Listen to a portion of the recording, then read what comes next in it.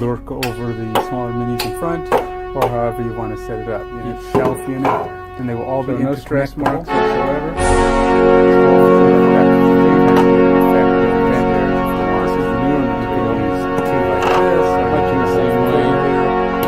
Over the shelves, this area or you can create pretty brittle three-way stair and put stuff underneath it. No damage at all. Not white anyway. The inserts are modular and shelving. You have dividers that you can stick inside to separate things like the shelves.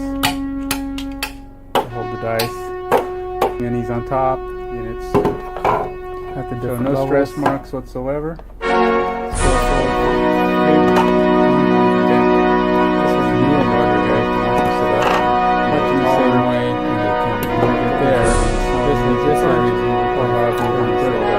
Shelf unit, and they will all be interconnected. See like that, and kind of get an effect of the stairs if you want. You can use two like this, or you get a whole full layer that goes over the shelves, or you can create three-way stairs. No stress marks whatsoever. Still full. The inserts are modular. This is the newer dividers that you can stick inside to separate things like the shelves. I did there. This area is usually pretty minis on top. You see at the no different damage levels. at all, not white anyway. And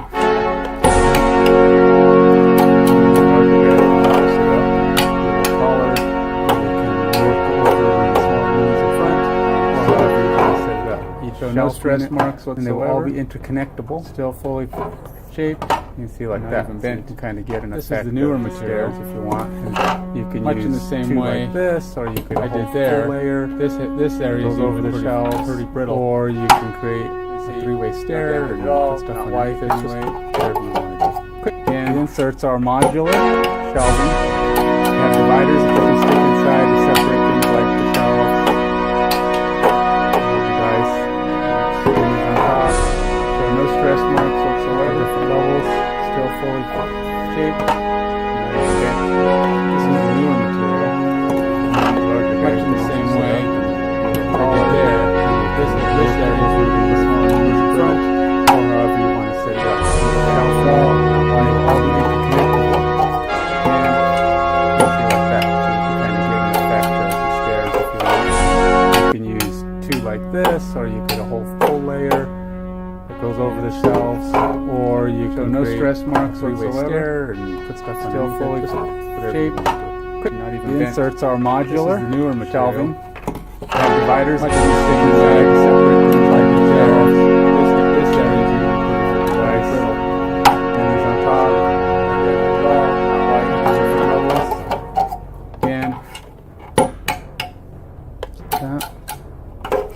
And then these larger guys can also sit up and be a little taller, and they can lurk over the smaller minis in front, or no stress marks whatsoever. Each shelf unit, and they will all be interconnected, not even bent. You see like the newer material, kind of get an effect of the stairs. Much in the same way. You can use this area, goes over the shelves, or you can create a white stair. Inserts are modular, shelving. Have dividers that you can stick inside to separate things like the shelves. So no stress marks whatsoever. Still full different levels. This is the newer material. Much in the same way these larger guys I did there. This area can lurk over the smaller minis in front, or however you want to set it up. Shelf unit. And they will all be interconnectable. You can see like that, so you can kind of get an effect of the stairs if you want. And you can use two like this, or no stress mark, or you can create still a stair. This is the newer material. Inserts are modular, shelving. Much in the same way. You have dividers that you can stick inside to separate things like the shelves. This area is usually pretty brittle.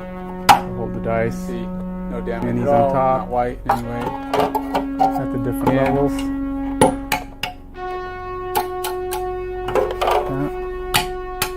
And then these larger guys can also sit up and be taller. No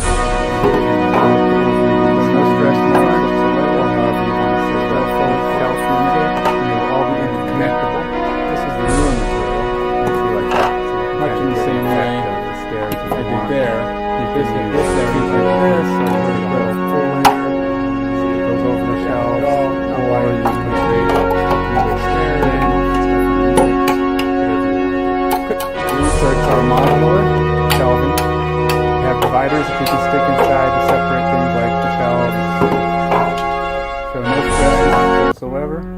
top, still fully shaped at the different levels. This is the newer material. Much in the same way I did there. And these larger guys this can area also is sit up usually and pretty taller, brittle. and they can look over the and all be interconnectable.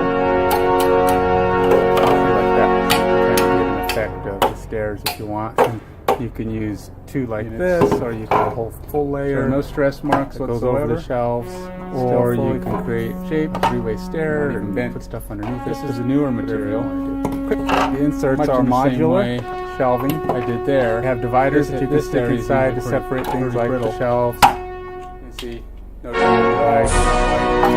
On top, and the different levels. And these larger guys can also sit up and be a little taller. So no stress, no whatsoever. Small knees in front, go forward, or however you want to set it up. Each shelf can, and they will all be connectable. Much in the same way I did there. This area is usually pretty brittle. Like this, or you can have a full layer right over the shelf, or you can a three-way stair and put stuff underneath it, just whatever you want to do. The inserts are modular shelving. They have dividers that you can stick inside to separate things like the shelves, so no stress marks whatsoever. To hold the dice, still fully put on top. This is the normal. Much in the same way I did there. This area is usually brittle. Sit up and be a little taller. No and damage they can at all. lurk Not over white the anyway. smaller minis in front, or however you want to set it up. Each shelf unit, and they will all be interconnectable. You can see like that, so you can kind of get an effect of the stairs if you want. And you can use two like this, no or stress you can marks have a full whatsoever. layer that goes over the shelves shape, or you can create material. Much in the same way the inserts are modular. This area is You have dividers that you can stick inside to separate things like the shelves. not white anyway. Hold the dice. Hands on top. At the different levels. And these larger guys are also set up. So no stress, smaller whatsoever. You can work over the small knees in front, or however you want to set it up. This is shelf material. Connectable. Much in the same way I did there. This area is usually pretty brittle. And you can use two like this, or you can get a whole full layer that goes over the shelves, or you can create a three-way stair.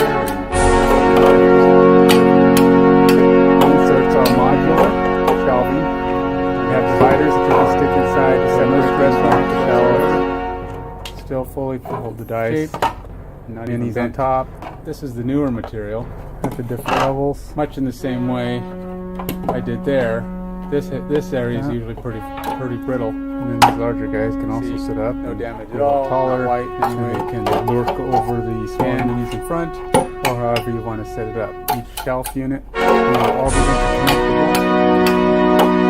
can see like that, so you can kind of get an effect of the stairs if you want.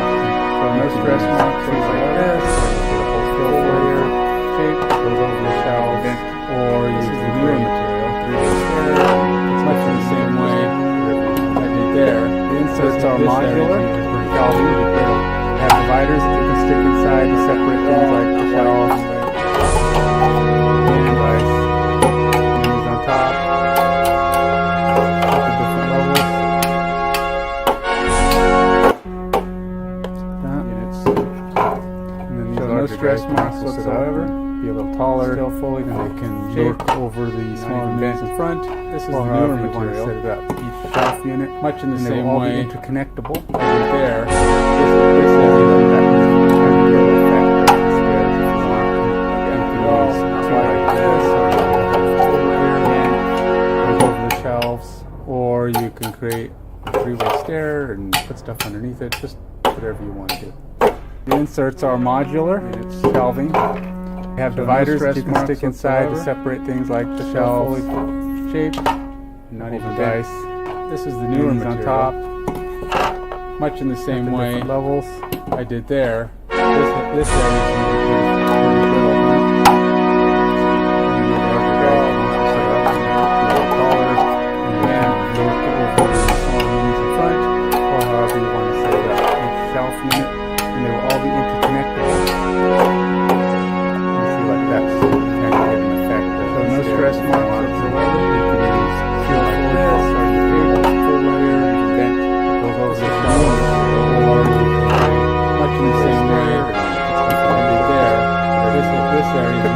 Inserts are modular.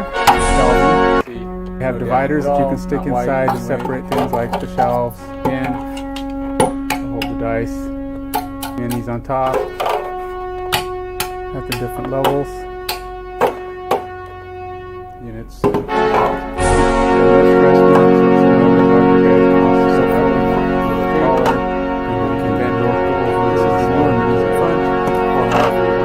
Same way shelf unit I did there.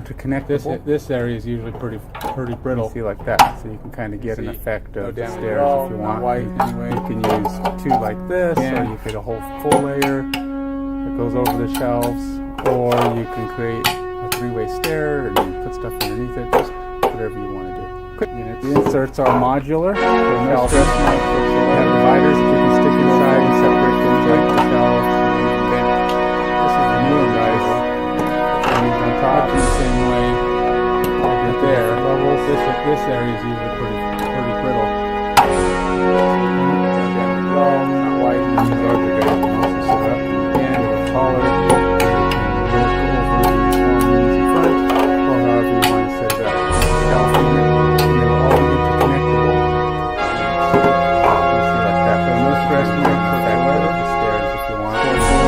Use two like this, or you get a whole full layer. This is the newer material that goes over the shelves, much in the same way I did there. This area is usually pretty brittle. The inserts are modular, shelving, not white. You have dividers that you can stick inside to separate things like the shelves.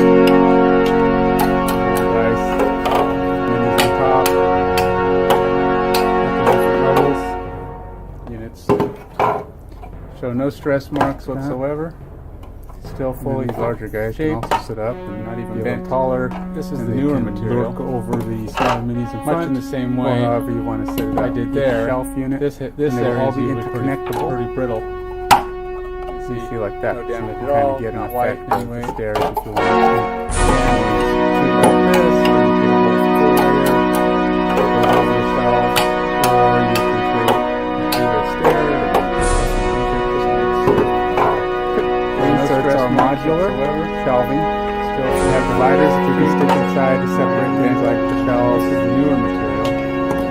Nice. Much in the same way, and then on top, I did there. This area is different levels.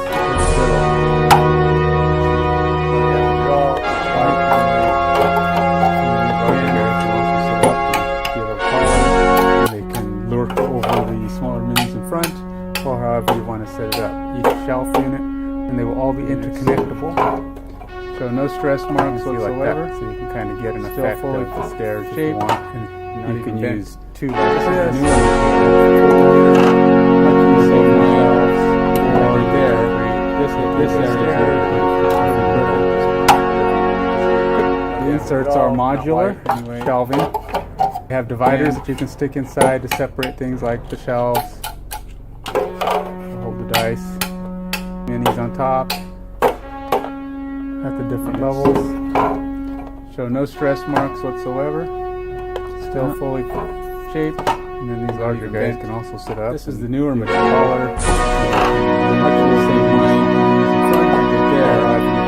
This area is shelf unit. They will all be interconnectable. Not like that. You can get an effect of the stairs if you want. You can use two like this, or you can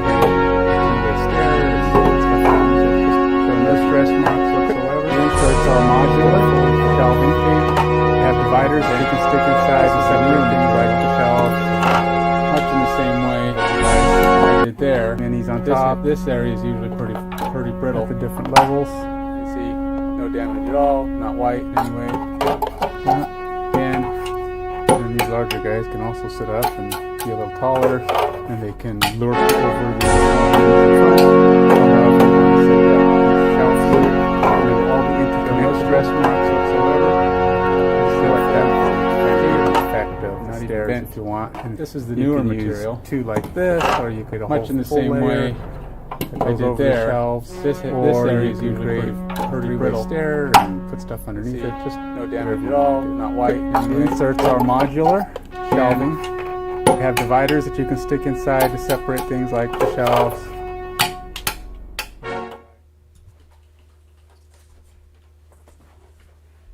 Hey, how's it going? How's it going, all? So,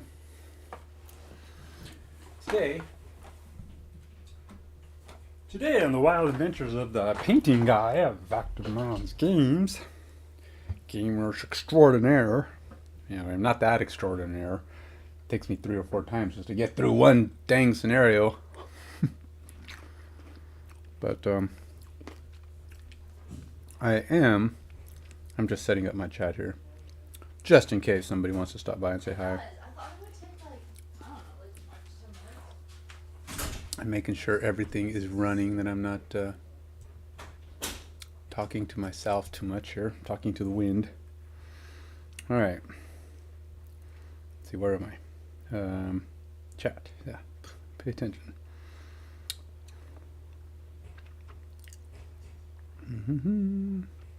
Restream. I've noticed that not very many people comment in Twitch. I get a lot more commenters in posts. You know, people come back later and say things. I don't know. Maybe they can't. Maybe that's why. Maybe you can't. Maybe you can't actually comment in Twitch in post. You know, it's either in chat or not at all. Let's see. Oh yeah. I think I'm up and running now. So hiya, hiya, hiya.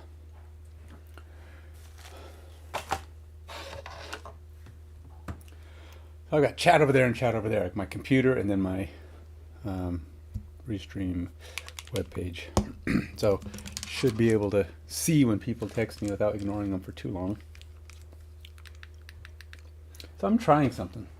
I got glasses. I know it. My eyes are really. In fact, I'm starting to wonder if these are doing anything. Today I was playing with them. Look, these are supposed to be progressive for. So when you have a prescription that's like 0.3 something and 0.5 something or something like that. Maybe it's 0.5 and 0.6. I don't remember. But either way, they're really small. And one's, you know, that's the 2 separate eyes, and then there's the same kind of variation at distance. So I can see really good. I see okay in both, but it's just a little fuzzy. So I wear the glasses to kill a fuzzy, because they said that it would help with my eyes getting tired. But now I've never had an issue when I paint, because the magnifying glass kind of does that for you. I don't know if it makes any difference at all with the glasses. So you still can't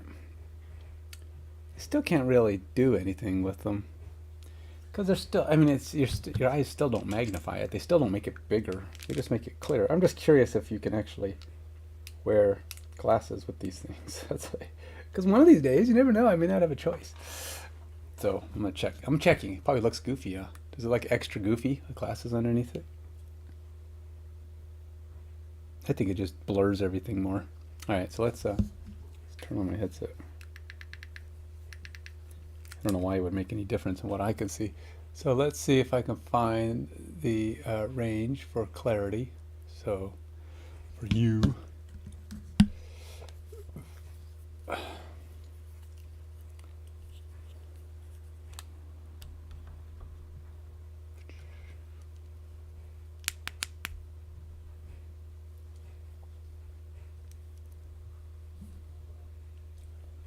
That might drive me bonkers. The light right in my face.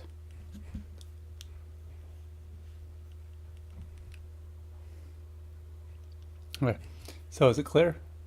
Is that a clear spot for you? I suppose it looks all right. I'm trying to.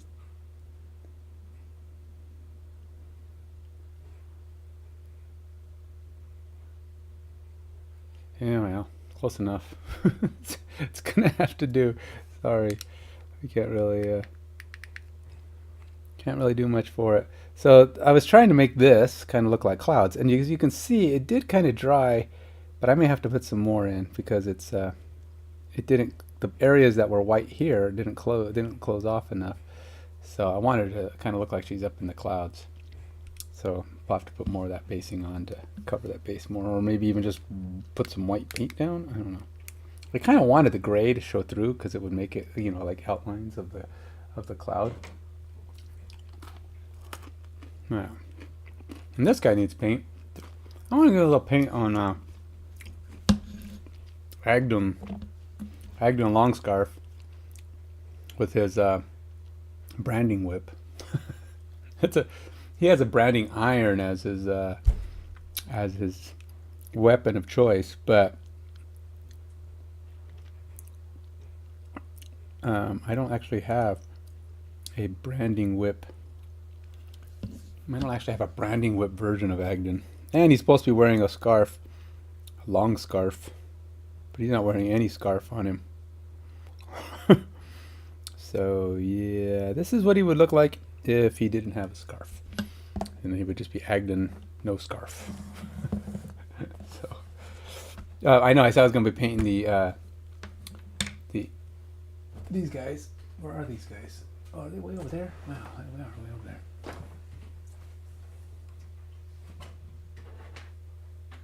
So here's Royce and Adrian. They're not quite there yet. You can see there's still quite a bit of areas not painted on them. I haven't painted her staff yet. And with him, he's getting close, but he's got like his belt and his arms and a couple of areas on him that are yet. Then I haven't painted the little thing around his head, which I think are goggles. Now that I've been looking at them more and more, I think they're just goggles.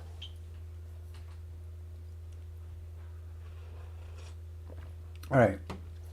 So I did say I'd paint those guys, so we'll let Agdun wait just a minute, because the goal is to get a little bit of paint on these guys every before my next session. Now my next session for FrostHaven, as I progress through that, probably won't be until, I don't know,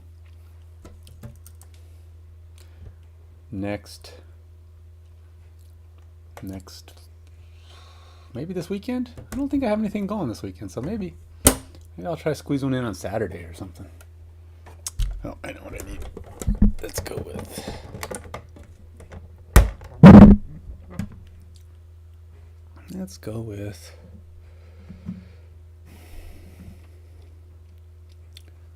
so what do you think? Our banners should be steel poles on. But at the same time, they can't be that heavy, so they can't really be steel. I mean, you wouldn't want all those things on you all the time. So we're going to go brown. We're going to make them wood. I'm talking. Olive skin's not going to work. Medium olive's not going to work. Intense brown could work, but I feel like I've used that one a lot.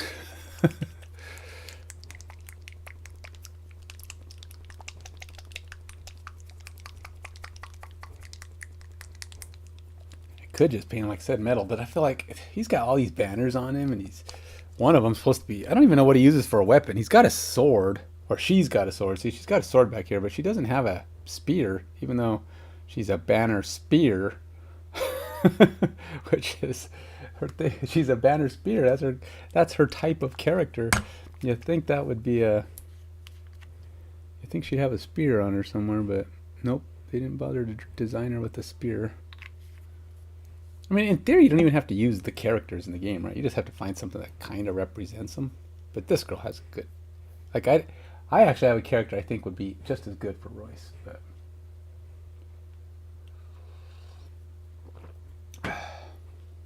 But that'll work. I'll make him work. So I don't like these. I can't do this. It's too many things on my head, and it's not really making any difference. I just wanted to see if it was doable. In the who knows, in the years to come, I may be required to use glasses more intensely, but I don't think I will. The magnifying glass pretty much, does the trick for me. And I think they'll do the trick pretty much in perpetuity, because they close you in so close. You really just don't need.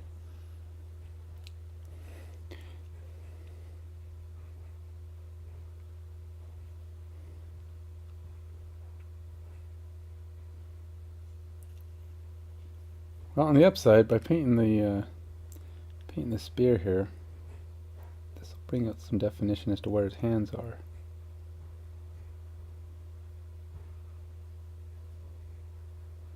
I mean, I can see him, but if all I paint is this today, we'll have a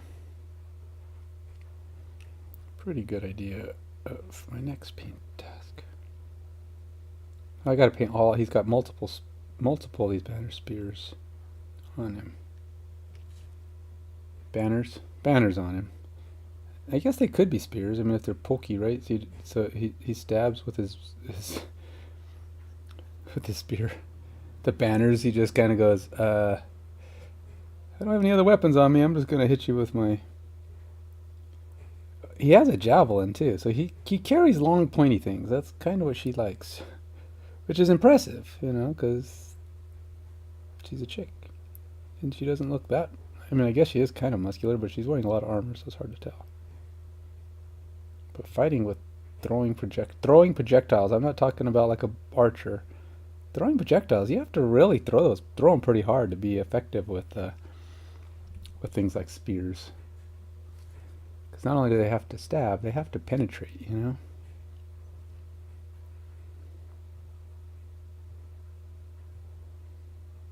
It's more than just getting it there. But I don't know, I guess the thing can carry its own weight once you get it launched. You know, if you're a javelin thrower,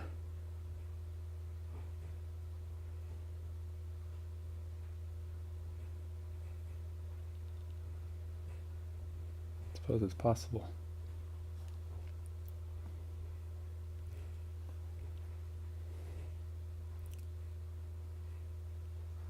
No, I don't think. Like I said, I didn't make these metal because I feel like that's not a very. I feel like it'd be heavy. You know, in the fantasy world, metal's heavy. I mean, they don't have like. I don't think they made a lot of things out of aluminum back then. You know, what else? They make things out of titanium. Things that are light and strong. Pretty sure that your average blacksmith didn't have a lot of access to that stuff. Well, they had things like mithril and that kind of thing, but I don't think you would usually use that for the shaft of a spear.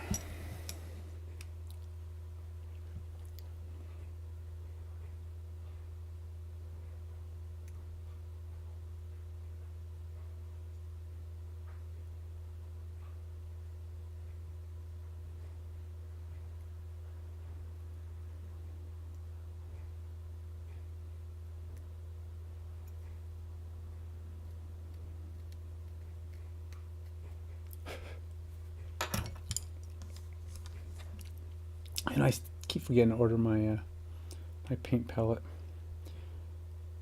I want to get a good paint palette from Redgrass.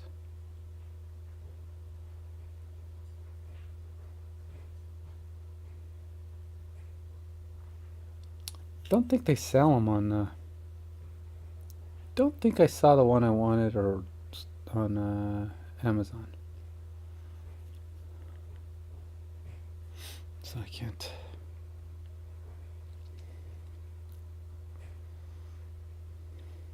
I'm going to paint that little piece on the end that you see that I didn't paint there. I'm going to paint that a different color. I don't know, darker wood or maybe gold or some other thing. Just because. Alright, let's go ahead and paint the next staff. There's 3 of these banners. He's got three banners on him. So, I have to get all 3 of them. Now I got to hopefully paint the scabbard. Now this girl's got a lot more going on than Royce does, I think. Just more bits and pieces. So she's a little bit more intense to paint.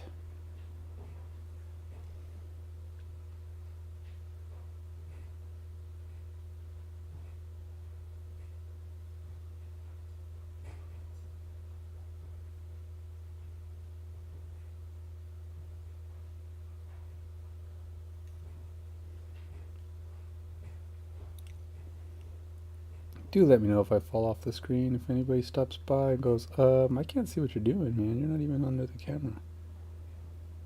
Do let me know. And by the way, I'm using a webcam, which is probably notoriously bad for just kind of close up. But I had it, so it's fixed focus. No autofocus here, folks. No autofocus, folks. So I have to, just gonna have to bear with me. I try to stay at the right focal length to get the best clarity. I have a DSLR, but it's been a problem because it stutters. It's an old DSLR, and I don't know if the stutter problem is in the camera or in the feedback or the feed to the Elgato that puts it on my computer for me. But either way, it's problematic. It don't look good, and I haven't figured out a solution yet. So I haven't used the DSLR. The DSLR works good because I can literally have it, 2 feet away from me and get it looking a little nicer, or so I don't have to have it right here, right on top of my work here. But gotta do what you gotta do, make it work.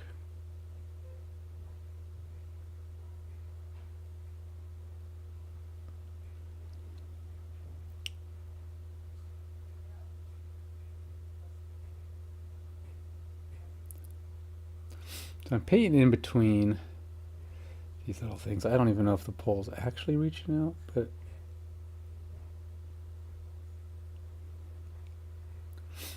we'll just have to make it do. And then when I go over and paint the other parts, I'll go over it again, and we'll see what parts actually show up.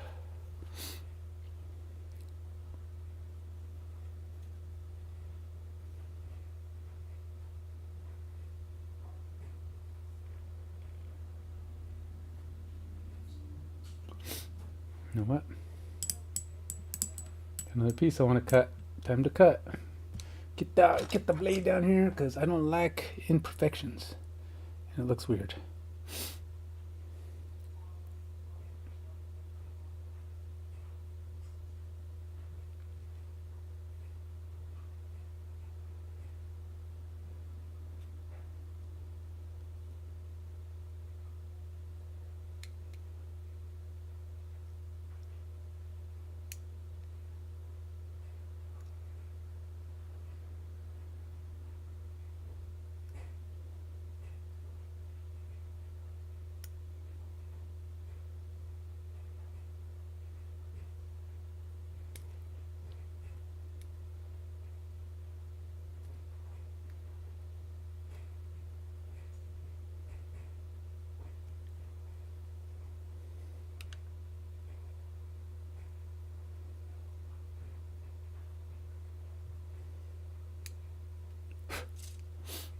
Hey,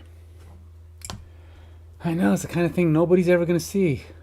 I won't even see it. It's like once I stop painting this guy, once she's done, nobody's ever gonna see that piece. Even if I'd have left it there, nobody would ever know it was there. Nobody's ever gonna look under a magnifying glass. Go, hey, do you realize there's a piece of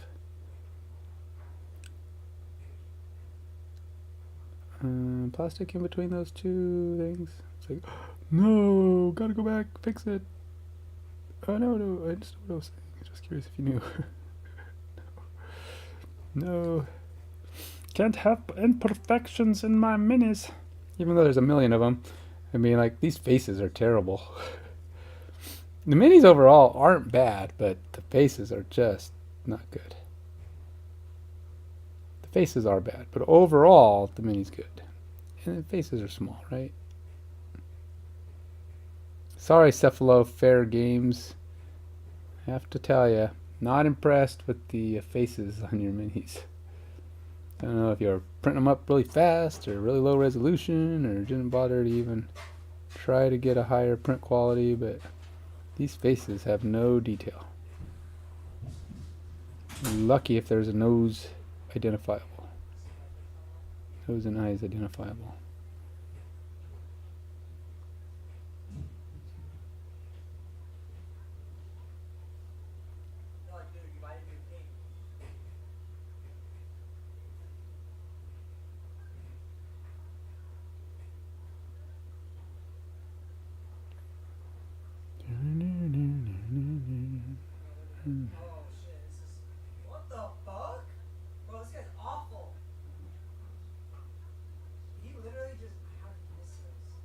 But hopefully you didn't hear that. Or I'm gonna lose the PG rating of my stream. I mean, I want to lose it. Just today's stream, not quite as family friendly as originally was planned due to outbursts of a local gamer, my son. Unplanned outbursts that I couldn't do. I was unexpected. He has his door open, and it's because his girlfriend went upstairs and left the door open. So he's in there playing a game, exclaiming about whatever it is he's doing.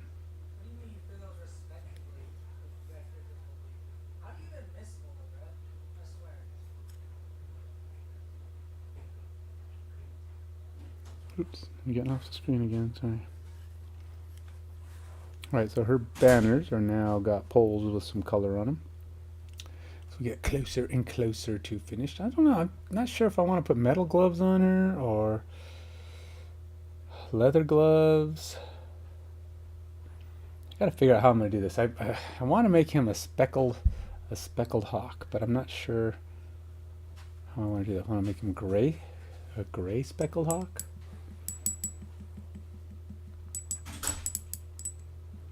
Let's go gray speckled hawk. It's kind of weird, but I'm gonna do it. Let's do it. Gray speckling it is. Well, he's gonna be gray, but the speckles will be black.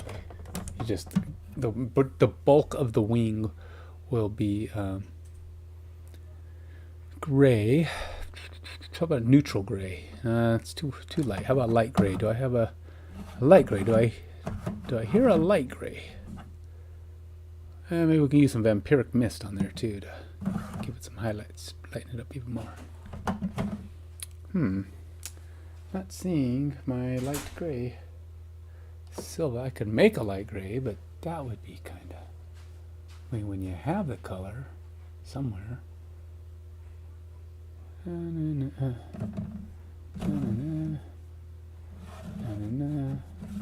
Alright, so light gray has lost its way, man. It's not in its place no more. It has lost its way home. Here, light gray. I know you're around. Oh, is that it? I think I may have found him. He's way up here in the blues. He's got the blues. There he is. Light gray. And light gray may not even be the lightest, because I think I just want it to be like the base tone color. Make it a little lighter, because I wanted to kind of have like a real pale gray with black speckles.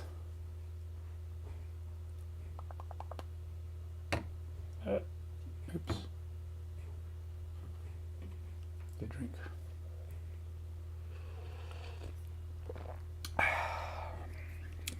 It's just tea, milk, homemade chai.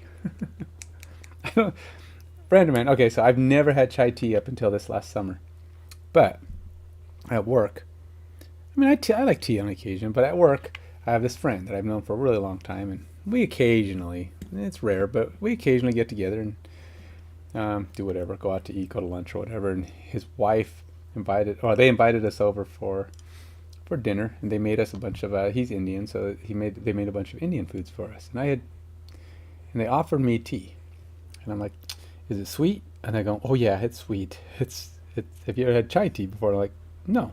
I hadn't even heard of chai tea. I know very little about teas. I'm a tea neophyte. And I was like, but I just like sweet tea if I'm gonna, sweet black tea is about all those are what I know about tea. And so his wife comes and brings it in, and it's real pale. I'm like, huh, that's interesting, because I put milk in it. And I tried it. Oh, this is pretty good. It's pretty sweet. It was tasty, and it's like, so I said, well, I'm gonna try that at home. So I had black tea, and I actually what I've been doing, other than today because I didn't have any, but I have been putting in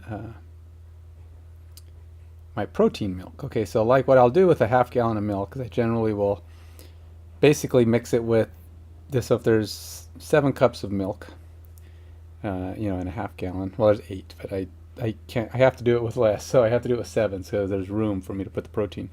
So I'll put 7 scoops of protein in there, and then I mix it up real good, and that's kind of what my. And then every now and then during the week, I'll just either drink it or mix it with something. In this case, I mix it with my chai tea. Now the chai tea takes up 80% of the cup, and then the last 20%. After it's cooked, after it's steeped for a while, that's when I will add the milk to to cool it down just a tad so it's drinkable. It can be a little, when tea's pretty hot. So yeah, I do that, and then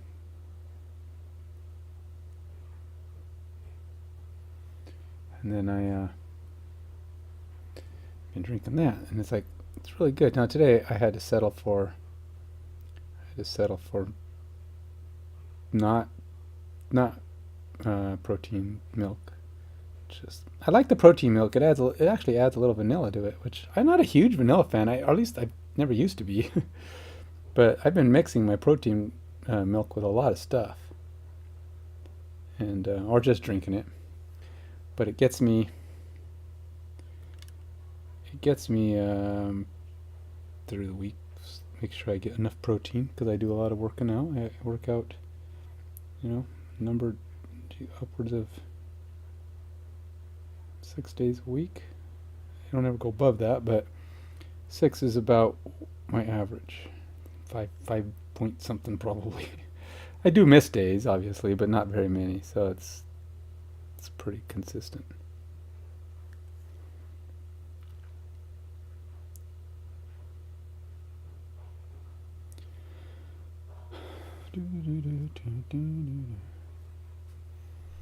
Gotta turn this up just a bit so it soaks up a little of the water. As much as I wanted to get it nice and gray coated, I don't want it to be runny wet.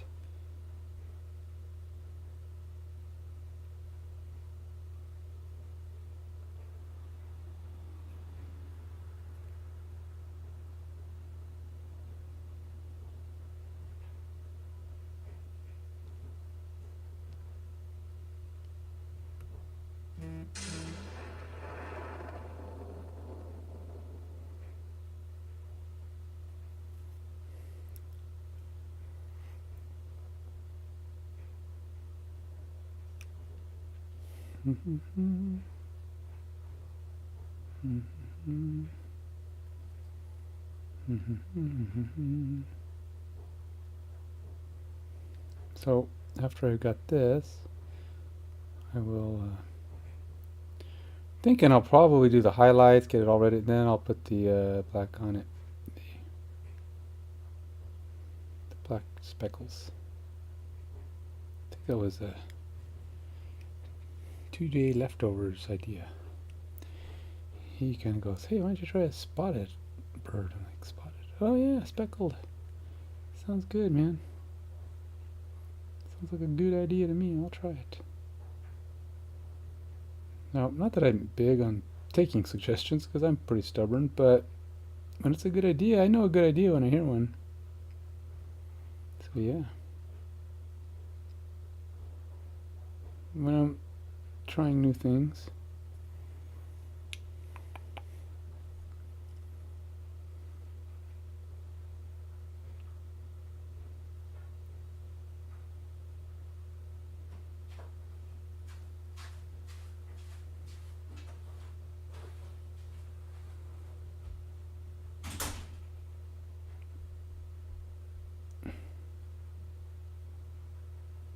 now I will go over all the black again with some kind of a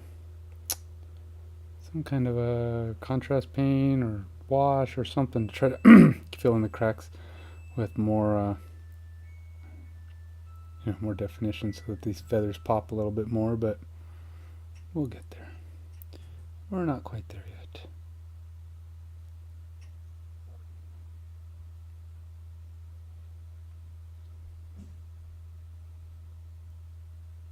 You gotta be careful when you're painting stuff after you've just painted it, because it's just as likely you could pull paint off. You gotta.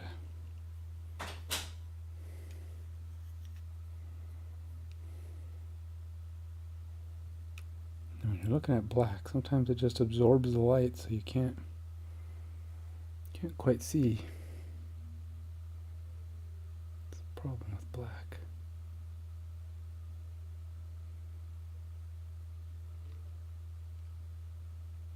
And then if it's a dark area, there's just not enough light on it to call out its details.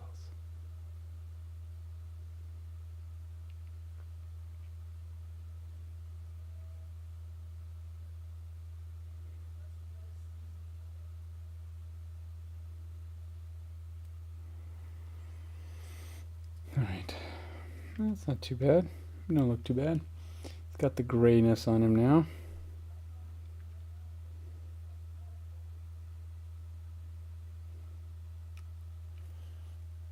Hey Jeff, how you doing, man?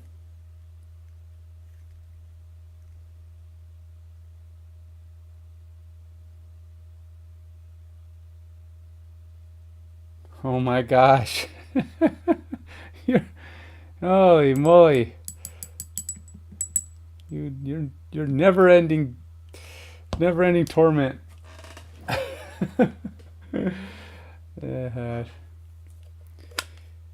Well, let's just hope for your sake they have to watch them at least 2 weeks in a row. that Geno Smith doesn't join them at the bar the following week.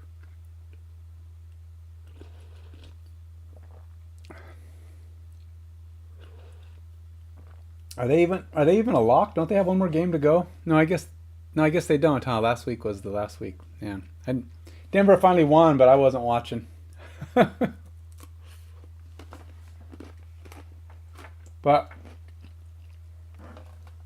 I was glad that they raised the draft pick level. Now they're barely. It's only a number 5.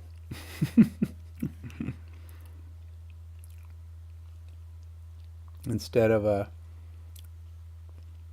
tormentuous 1, 2, or 3 or some crazy thing like that.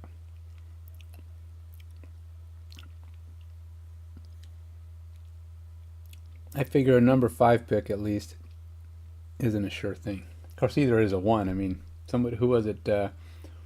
Somebody drafted, was it Ryan Leaf ahead of Drew Brees or something like that? That was a good move.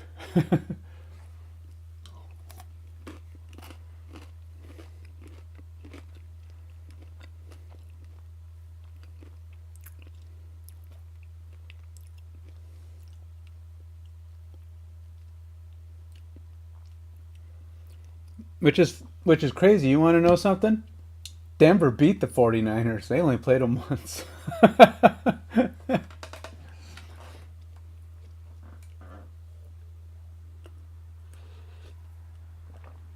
I don't know what Seattle's problem is. Denver only had 5 wins, but one of them was against the 49ers. At the time, everybody thought the 49ers weren't going to be that good. So it's like, oh, all right, so what? We beat the 49ers. They're not going to be any good this year. Now they end up being actually pretty dang good. At least they figured things out more than I can say for Denver.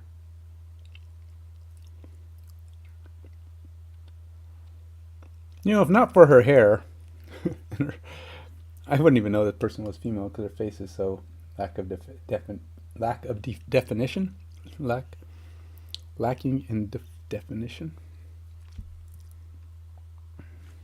I'm gonna put a little bit more on this falcon. I think I want the falcon's chest also be gray.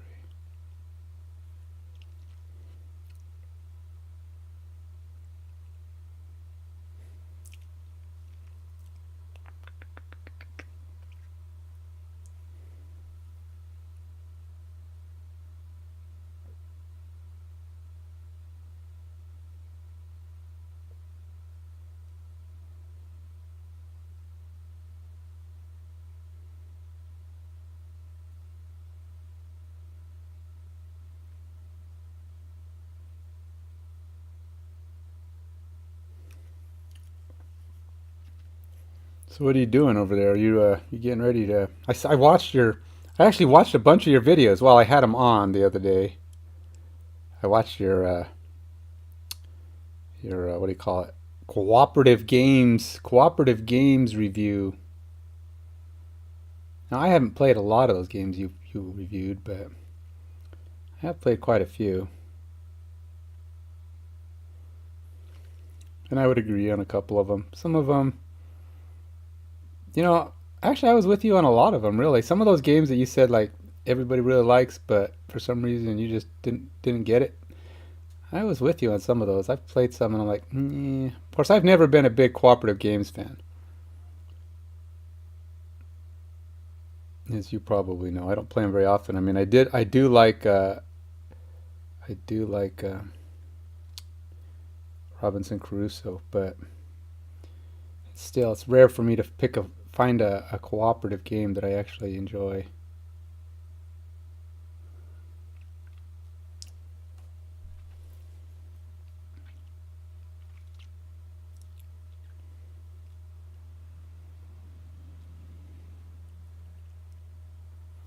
Face on this chick, just drives me bonkers. It's terrible.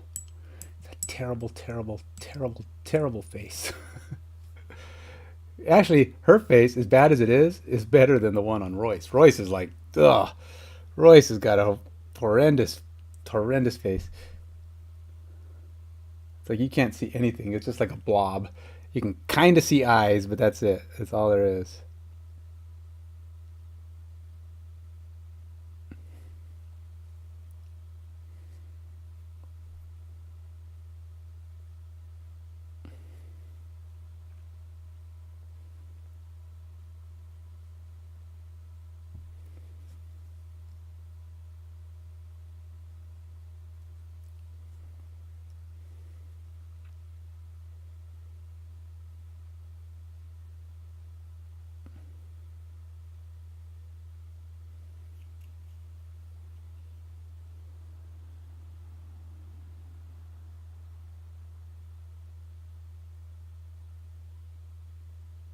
It'd be interesting to have like a camera behind my magnifying glass here.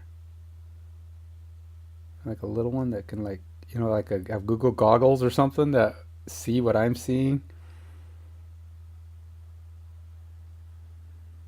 That would be cool. If I could, have Google goggles that let me stream, so like, Wi-Fi streaming or something, and then when I'm painting, I don't even need all these cameras. It would see exactly what I'm seeing. I could just sit there painting and it would see it all. Of course, if this camera can't zoom close, I can't imagine Google goggles doing any better. But in fact, they stopped making those. But some equivalent of them. There are other companies out there making, trying to make glasses that do that stuff. But it'd be kind of cool to try to stream with something like that when I'm doing this.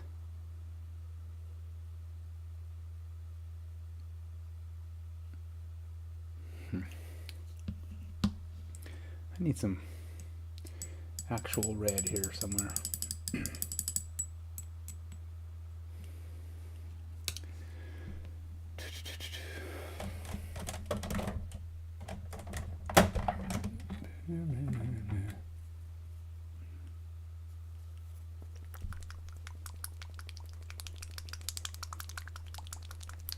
I was using red ink, but sometimes you just need to use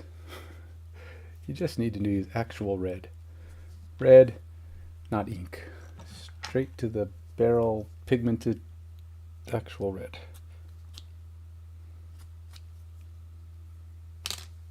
Heavily pigmented. I mean, there is pigment in ink, it's just thinner. Probably part of the problem is my ink is kind of watered down. When you have a paint palette and you put it tends to a little bit of that water will soak through your paint palette a little bit. It'll water down your paints ever so slightly.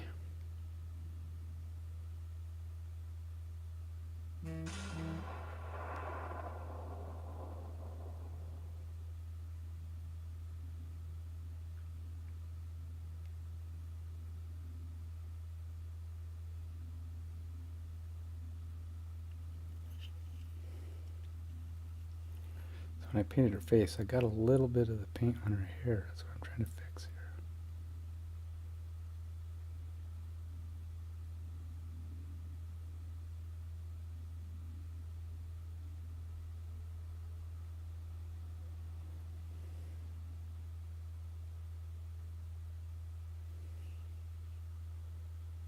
She's got, her hair goes really far down over her face. Way far down.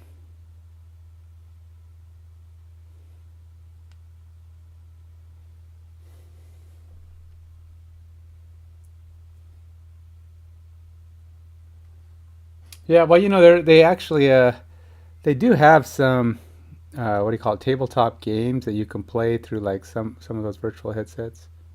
Now, it's not all of them by any means. There's a lot of you know, there's just a few that you can play that way. I think Catan is one of them. And people like sit around a virtual tabletop and they all just kind of play. They haven't got it. I don't know. I've seen demos of it. I wasn't that impressed. It's kind of a cool concept, but you know, they're just not there yet. They just don't have the tech is kind of clunky. It's not a smooth experience, at least that from what I could tell.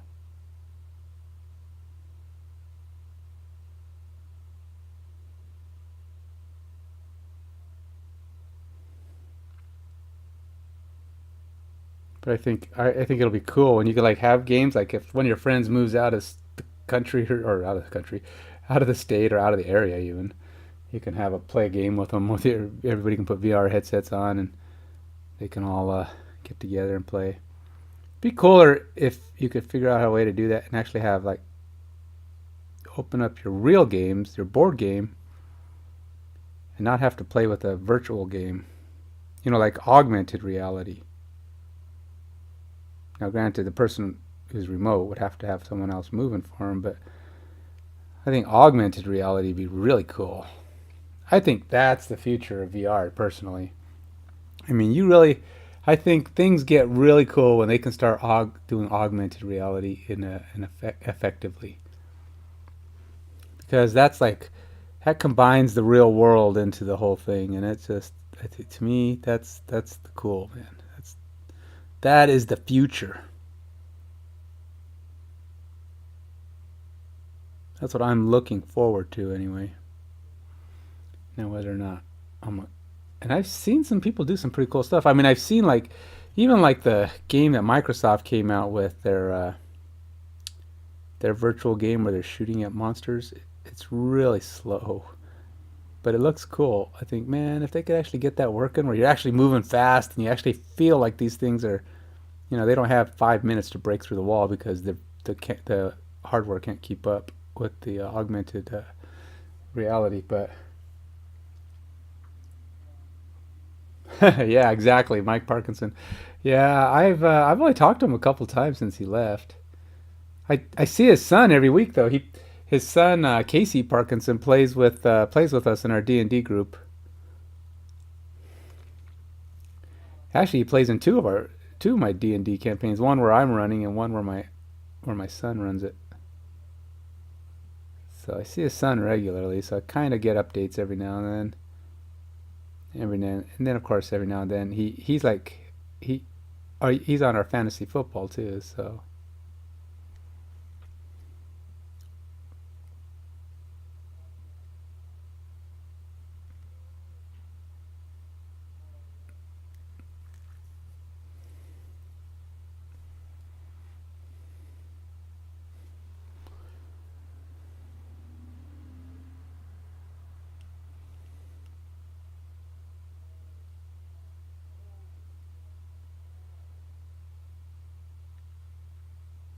It's so weird that he moved away. It's strange when people decide to move like really far away. Just like, whoa, aren't we getting to that point where we don't move anymore? It's like my wife and I keep talking about moving back to Colorado. Yeah. Well, you know, I think when they do that, it's like wearing these magnifying glasses here. You don't need glasses with them. I mean, it doesn't matter how bad your vision is, it magnifies the thing so big, it pretty much solves the need for glasses. I was trying to wear these glasses I got. I got some that are, the doctor said, you might need glasses in about 4 or 5 years, but right now, I mean, there's a tiny bit. If your eyes are feeling tired or fatigued, you might want to think about getting it, because they're like, I was saying earlier, my prescription is like, what do you say, 0.5 on one eye and 0.6 on the other, or something like that. And really, I could barely tell the difference when you put the lenses over. It's like, well, that one's a little sharper, but I could still see the other ones. I was still able to see all the way to the bottom and stuff with the regular, but that just made it clear. It was easier. And he said, yeah. And I said, well, shoot, I have insurance. So I bought the glasses. I bought me one for driving that are sunglasses, and I bought one for reading, which are, well, not reading, they're kind of a progressive. And I was playing with the progressive today, and I tell you, I had the hardest time finding a spot where it wasn't just better to take them off. I was like, maybe a little fuzzy there, a little clear right there, and I took them off, and I'm like, it's just as clear without them. Yeah, I have a lot of family in Colorado. Actually, most of my family, other than my immediate family, my entire extended family lives down there. Like all my aunts and uncles and cousins and grandparents. My grandparents are still down there.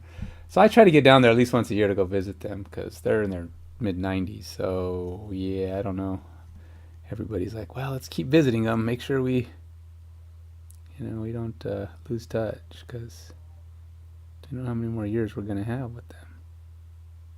My grandmother I actually lived with my grandmother for a couple of years when my dad was going to college. So he, obviously I saw him regularly, but he needed some help. And my grandmother had me down there living with her, and I went to grade school for a couple of years.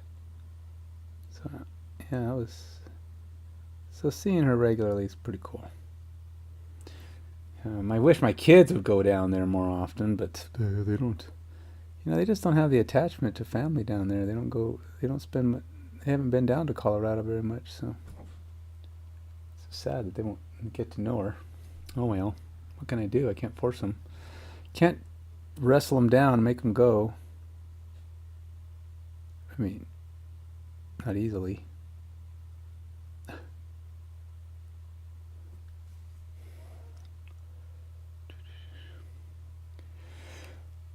So she's getting closer and closer to done. But you know what? I got to switch characters, because I said I was going to get... Now, I don't try to finish them up right now, because I haven't got time. I don't paint often enough. But my goal is to get a little bit of paint on these guys between every scenario that I do on FrostHaven. Between every solo scenario. So I get a little bit of paint. So each time they're going to be just a little closer to done. And since I'm doing D&D tomorrow, I really should. It's 8:17. I got to go to bed early enough tonight, man. I've been going to bed like at 10. What did I go to bed yesterday? 11:15. Of all things, I was playing chess.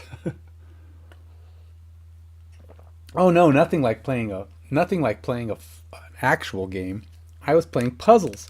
I play on chess.com, and I've got like 5 games going. So I went on there just to do my moves and my daily puzzles. And since I don't subscribe to chess.com, I'm limited. I can only do a few.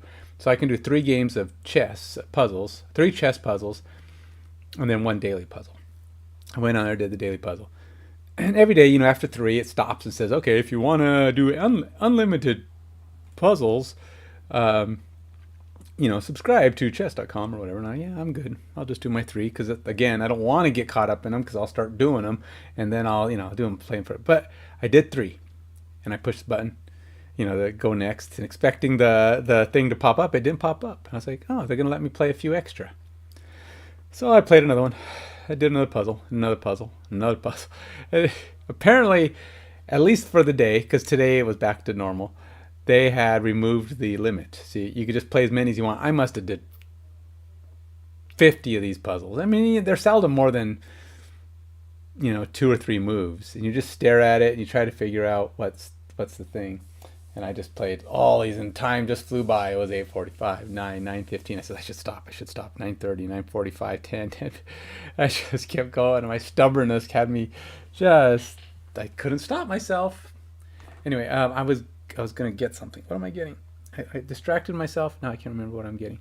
I'm getting to, what was it? What was it, Ken? Oh, I can't remember. Yeah, I don't know. I don't know where I'm going. It's like I talked myself into forgetting what I was doing. All right, forget it. Whatever. Just back to painting. Let's get some paint on Royce. This is Royce. I've been my two characters in my campaign. What? How late you stay? But now I have to get up at, well, okay, I don't have to, but I get up between 5 and 5:20 every day, and I sometimes even early as 4 something. So when I go to bed at 11 o'clock, I'm not getting much sleep.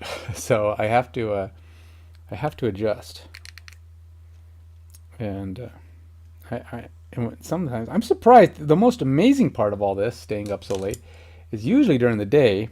Just a normal day, I get sleepy and I have to do like a little power nap. I mean, literally, 15 minutes. I'll just go say, all right, I'm closing my eyes, gonna let myself fall asleep for a few minutes, just to clear my head, and it works. It gets me going for the day. I have not had to do that in like a week. I don't know. My energy's been okay, which is surprising given that I'm going to bed too late. But it does make it hard to get up in the morning. Whatever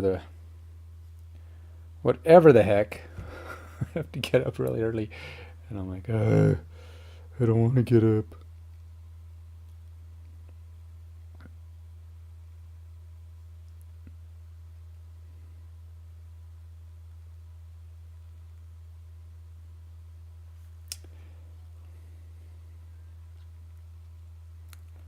Right. Okay, so Royce is what they call a blink blade. Blink blade, I don't know what it is, but he's basically he can, I think it has something to do with this pack on his back where he can go fast or slow, which is crazy. Okay, so he's got this thing where he can zip in, hit somebody, zip off, and go away. Oh wow, you have your alarm go off at 4 and you snooze it till 4:20. I used to snooze my alarms all the time, and I'd keep hitting snooze. My wife would get because he keeps hitting snooze, like because it used to be like 10-minute snoozes. And you have to be out the door by 5. Holy moly. Yeah, man, you when I get up before 4, and the thing is, I go to the gym. I don't even have to be at work until 8, 9 o'clock. Sometimes even I don't start until 9, 9:30. But so I don't have to be up at that time. I just do. And I don't use an alarm. So my wife has an alarm that goes off at 5:20. That's why I say I get up sometime between 4:45 and 5:20. A lot of times I'll wake up right before her alarm, and I'll just get up. Or hers will go off and I jump out of bed. Or, like I said, I just wake up at 4 something and get out of bed.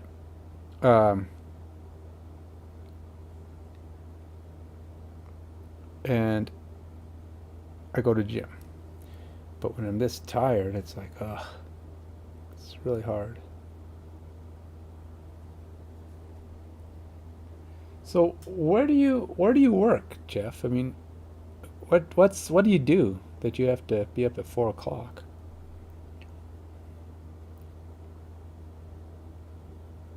Do you have like an early morning retirement community tennis match?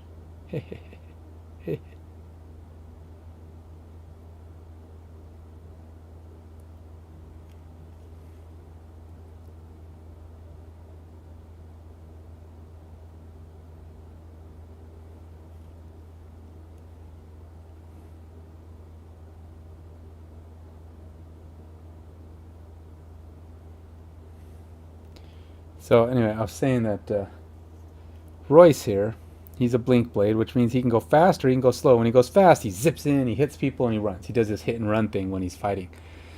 And it's funny because his fast actions almost never are faster than the banner spear. The banner spear, my other character, Adrian, she has her initiative value is almost always faster. Majority of her actions are even faster than his. What do you do at Boeing? Do you make the planes? Are you an engineer? Are you waste management? I mean, what do you do? How long have you worked for Boeing? Have you almost had to move with them whenever they do all these relocations of their headquarters or whatever? Have you ever been one of those that's like, uh-oh, I think we might be moving?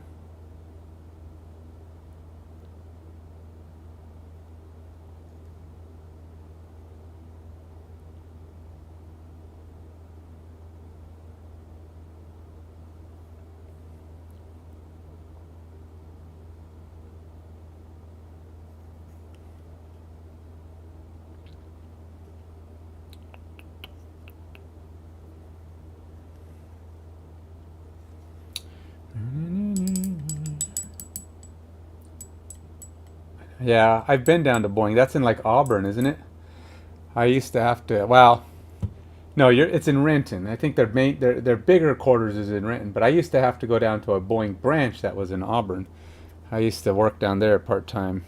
Well, not part time. I had a contract. It was so I guess it's full time, but it was temporary contract.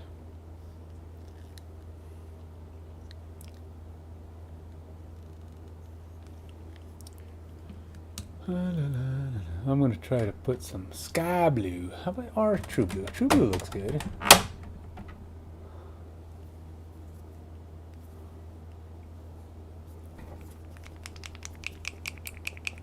Yeah, that's a rough drive. It's good that you go in the morning though, because if you go between 5 and 6, traffic is usually not terrible.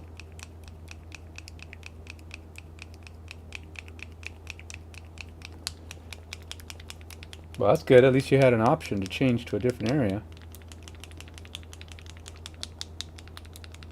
So you work in the I guess the stock area, right? So I mean you pick up whenever stuff is delivered, you make sure that it's the right stuff and that it's not broken, not damaged. 8 years, huh? Yeah. Yeah, the Everett one I have never worked at, but I used to play flag football and we'd go up there all the time because I live up in that area. I mean, I live kind of north, so you obviously live up here towards the north too. So why it's kind of a bummer you can't just work at the Everett plant.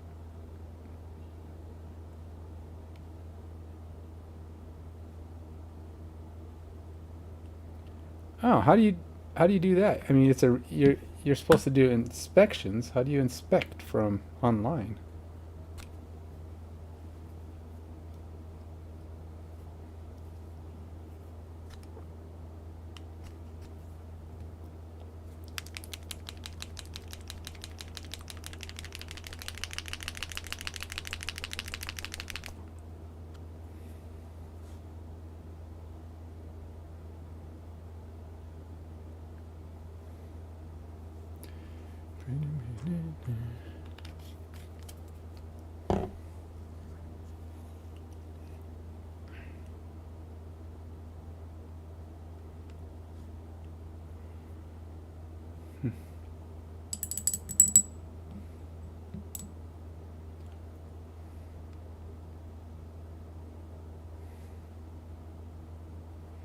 Something's weird about that paint. It's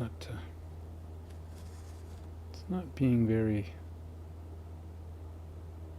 I don't know. It's kind of weird.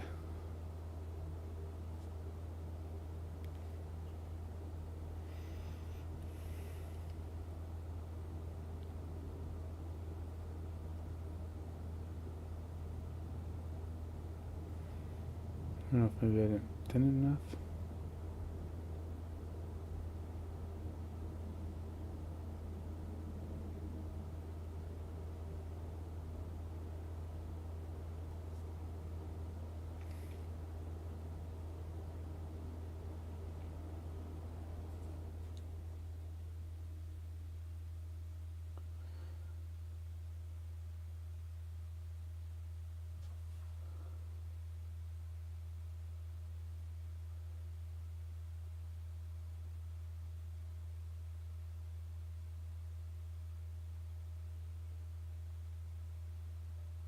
That's right. You do live out in the middle of nowhere.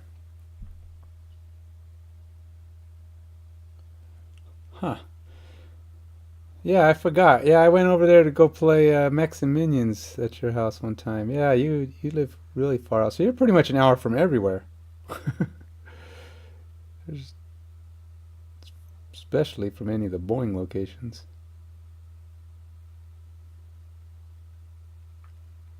But I suppose you're able to get a pretty nice house out there, huh? I mean, your house is pretty nice if I remember correctly, and it's probably cheaper to buy it out there as long as you're willing to drive.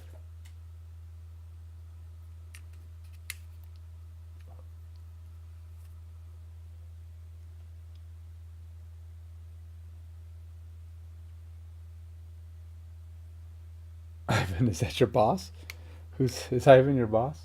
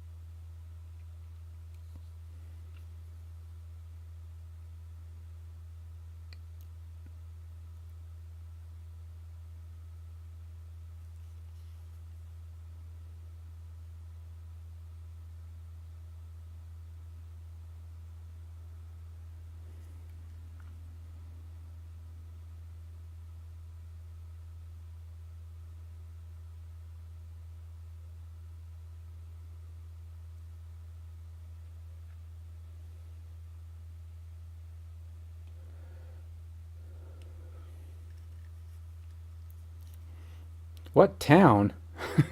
If it's not Monroe or Lake Stevens. Oh, there's somebody else on here? Oh, hey Ivan. Hey, blame I only have my chat is only showing me like it's only showing me like 3 lines at a time. So my discussion here with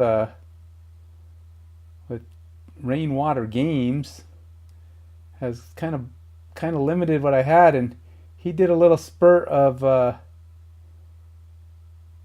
chat messages. I think pushed your screen off your chat before I was able to see it. So my apologies for not saying hi or heyo sooner. You're just you're just a rando. Well, all most of the chat people are randos when they first show up, right?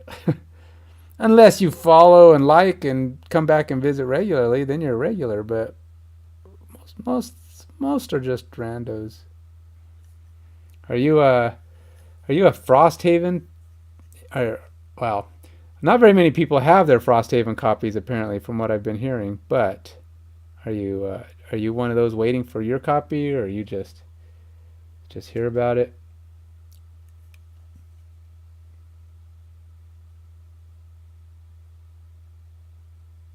or are you just here to watch me paint? Now keep in mind there are better painters than me by a long shot. So, but not many are more entertaining. No, that's not true. There's quite a few that are more entertaining too. So, so why are you watching me? Ah, no, no, no, no. I'm not trying to push you away or anything. I'm just saying, I just whatever your reasoning is, you're welcome to come by and say hi at any time. I will try my best not to ignore you.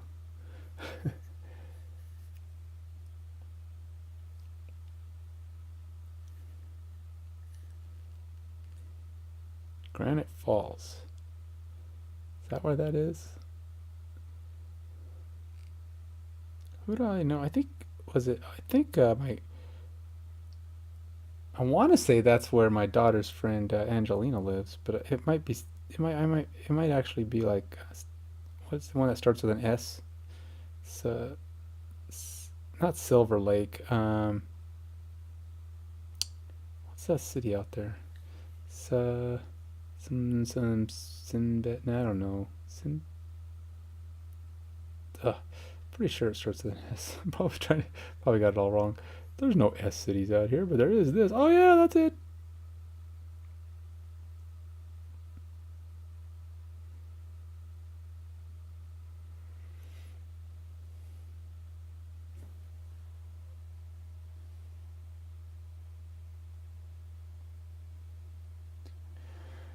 Oh, nice.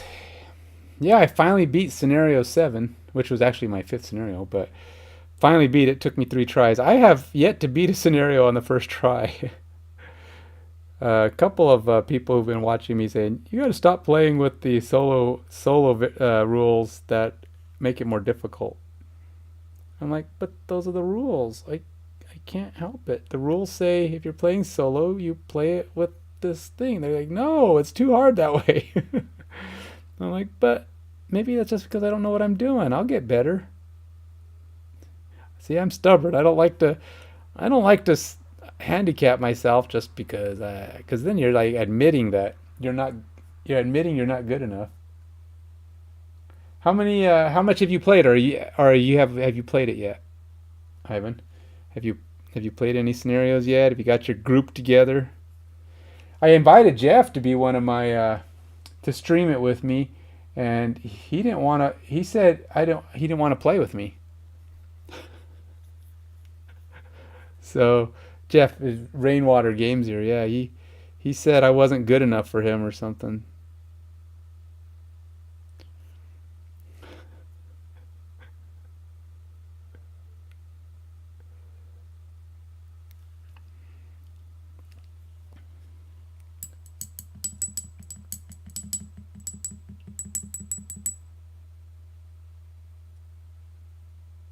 Yeah, I remember playing with Noel. Was Trevor there, or was that somebody else? No, yeah, Noel runs a good game of Twilight Imperium, man. That was fun. I had a good time playing that. I don't mind the long games. I really don't. If they're good games, I don't mind a game that takes all day, like the what do you call it? We played Ascendancy. That was pretty good. I'm already looking forward to the next time we play, which is going to have to be like a custom day where we just say, "Hey, let's play Star Trek Ascendancy on such and such date," and that's what we do. Because we don't have very many all-day games coming up. The next one probably isn't till all-day gaming is probably not until Memorial Day. But I could probably make it work here. I have a pretty big table. I mean, it's two smaller tables, but it's a pretty big table once you set it up. Plus, I got a lot of little small like tables we could use for like our what do you call it? Our base, our own little tableau area that you need. Yeah, I know. Like you said, we had quite a few people who were interested. Oh, okay. So Trevor wasn't part of our. So they got their copies already, because I know a lot of people have been coming online going, I haven't got mine yet. So it felt like it was pretty common for people not to have it, but it does look like Ivan has his. So, there are people other than me. I'm not the only one. I don't even know how I ended up getting mine, to be honest. I didn't even realize, I didn't think I was even that high up on the, usually I expect, I'm late to get the, get my order in and stuff. So, I'll do the Kickstarter, but I don't like back it until the last day. So, or I'll back it for $1. And I think that's what I do sometimes. Like if I'm interested, I'll back it for $1 immediately. Yeah, I know. I saw you posted and said or you got it. Or maybe you had just said you ordered them and you hadn't gotten them yet. Um, but yeah, I'll like if I see a Kickstarter I think I like, I'll go ahead and back them for $1 right away. But I won't actually. Sometimes I don't even back for the full amount, for the thing until like after the Kickstarter ends. I'll just go into their pledge manager and say, okay, go ahead and give me a box. Give me the starters, the whole set. But I think that might have been why I got the game when I did, because I did that, and I think it counts. It still puts you in order for having bought it, paid on the first day. But I won't actually. Sometimes I don't even back for the full amount, until like after the Kickstarter ends. I'll just go into their pledge manager and say, okay, go ahead and give me a box. Give me the starters, the whole set. But I think that might have been why I got the game when I did, because I ordered. I did that, and I think it counts. It still puts you in order for having bought it, paid on the first day. And then, anything you buy on the pledge manager is just extra. For me, it was the base set. It was the actual thing. And I don't do all of the. I really kind of wish I had done the sticker set.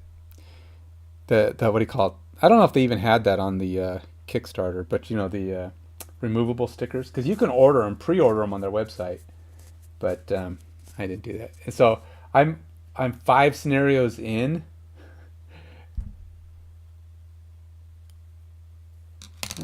Which one? You said, let me see. You did say you watched one of my streams. That was the last message I got from you, Ivan. It says you have your copy, and you saw one of my streams last week.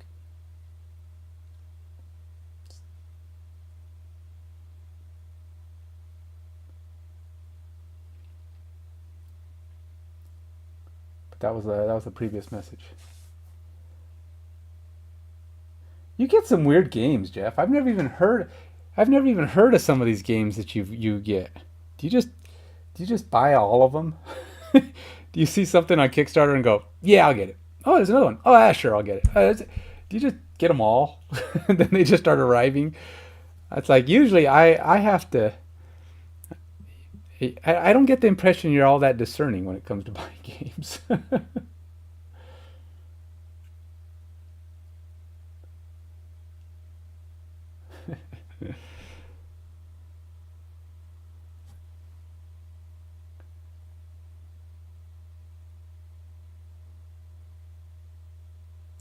So I'm actually looking at the chat that comes through, not the one on my screen. It is showing above because I'm actually using the centralized chat. So I'm hoping it's a little bit faster than what you see on the screen, but I don't know. The first boss, is that the first boss was the what was it?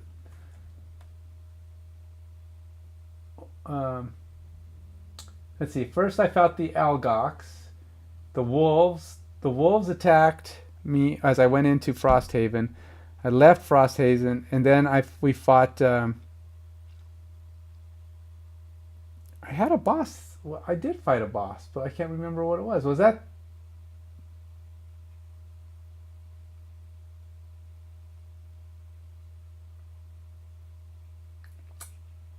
Let's see.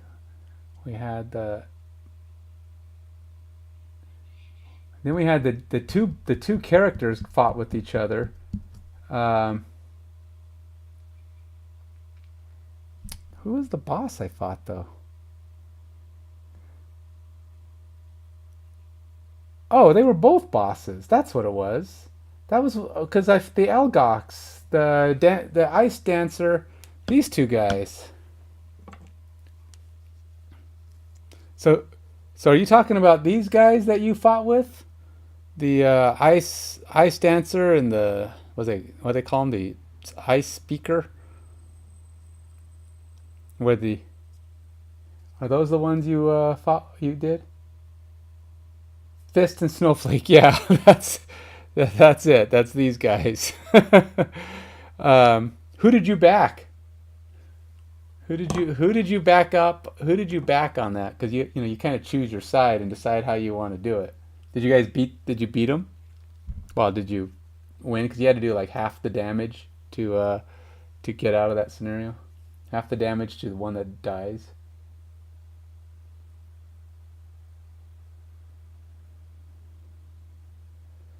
$714 games? Oh my gosh, Jeff, dude, think you got an, an addiction.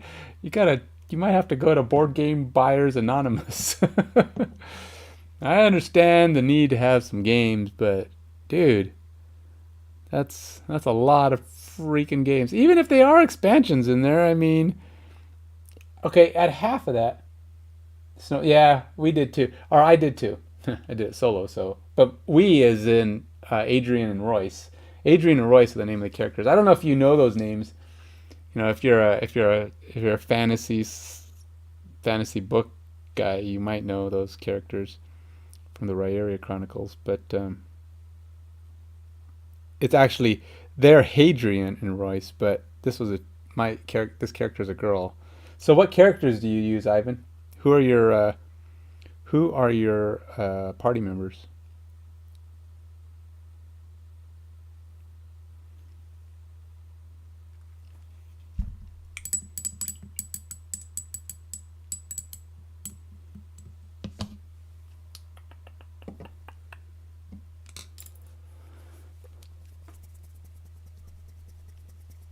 Yeah, it's adequate. it's it's all about.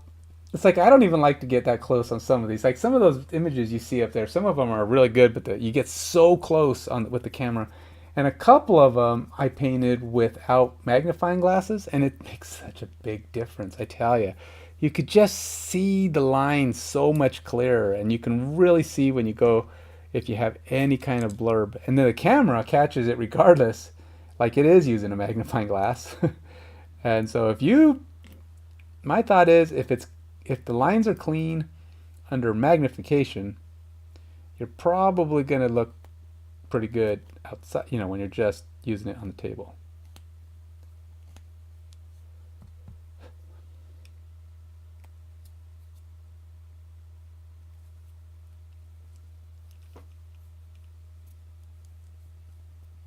Oh, so you guys are using two totally different characters.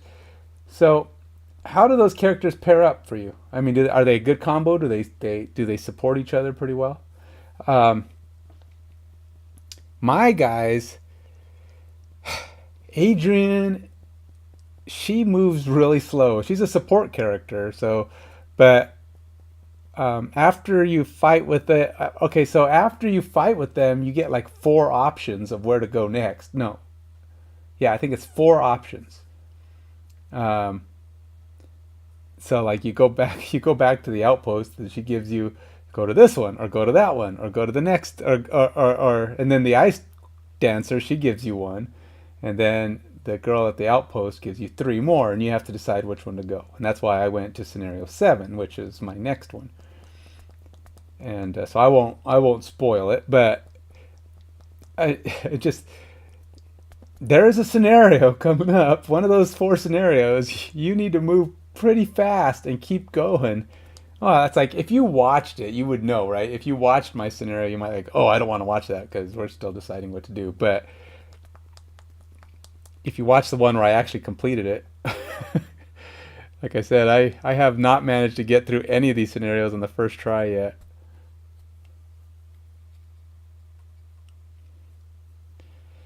I don't think my 2 characters are all that compatible. I don't think they're what do you call it, complementary. But I purposely picked them because I was trying to mimic them after I was trying to mimic Adrian and Royce after the characters in the book. So I wanted 2 characters that I felt were kind of similar to them. And I hope I don't have them backwards. I think I got them backwards even in the book. But one of them is kind of like a thiefy kind of, Riley character, and the other one is kind of a brutish kind of muscle tough guy, and that's what Adrian is, or Hadrian. And then Royce is kind of the thiefy one, and also kind of the leaderish one. But as that being the case, I felt like they don't. Adrian's speed is really not complementary to Royce. Now, here's the thing. Oh, you did. Okay, so you know a little bit of what's going on with that. And if you watch the one where I completed it, because I streamed it 3 times, because I did see the first time I was let's see what happened. Oh yeah, one guy got too far behind, and I basically ran out of juice going into it. And the next time, I just did it wrong. I mean, I kind of messed it up. And then the third time, I finally got it. Okay, I got this. I figured out how to get through it. And so yeah, sometimes it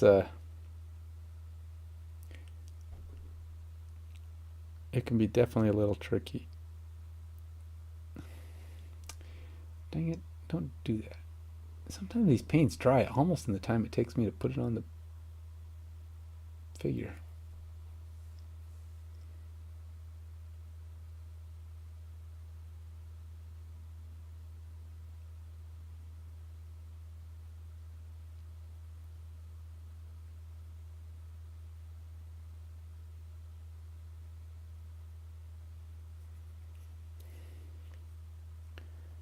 I'm trying to make it look like there's something in here. If not even a little. So it's not meant to be a straight line. It's meant to be kind of, I don't know, swirly? What's the right word I'm looking for here? So it just looks a little weird. Try to make it look like there might be like liquid or something going through it.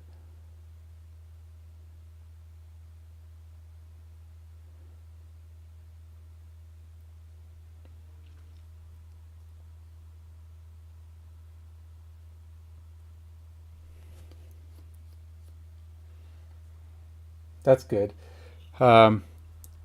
My Adrian is not real defensive. He's got decent health, which is good as a banner spear, but he's always trying to keep his I don't know, his summons or her summons, keep her summons, present. Keep them alive, keep them nearby. But she doesn't have enough moves yet to move her summons consistently. So it's like there's a lot of moves. It's like you have a choice. You only have 10 cards, or at least these two guys do. I don't know if any of them have more or less, probably. But these two guys have 10 cards. And Adrian's 10, there's only a few that move both you and... There's like 2 of them, I think, that'll move you and your summons. And then there's a couple that'll move like 4 spaces. So I think part of the problem is Adrian is supposed to be one of the easy ones, the beginner figures. I call them beginner. They call them the simple figures, the easy to, the not complex ones. And I think that's the problem. I think they got her so basic. It's easy to, it's makes her kind of a little difficult to manage, keeping her up. But I will do it. I will make Adrian work. I'm hoping she'll get stronger in time and we'll be able to figure this out. Level 2, it's weird because when you level up, you don't actually get that much. You get 1 extra card to play with, to put in your deck. And you get 1 level 2 card, and then you can, next time you get a 1 level 3 card, or you can put the other level 2 if you don't want any of the level 3s. But yeah, you don't get a ton. I think it comes down to those perks. Really, a lot of your power and abilities are going to come from getting those perks and boosting your modification deck, because that modification deck is the difference between life and death a lot of times, whether you get hit or not. Royce, on the other hand, he's got some complicated moves, but they're pretty cool. Gotta say, there's some pretty cool moves. They are complicated. You got to figure them out, get your timing down. So that's kind of the challenge there.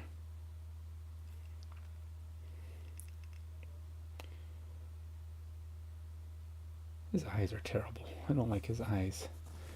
But, they're not done, but he's just got terrible eyes.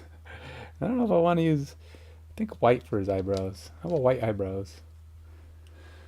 Sure, why not? I don't know what other color to put. I don't want to use black. Black just doesn't feel right for his eyebrows.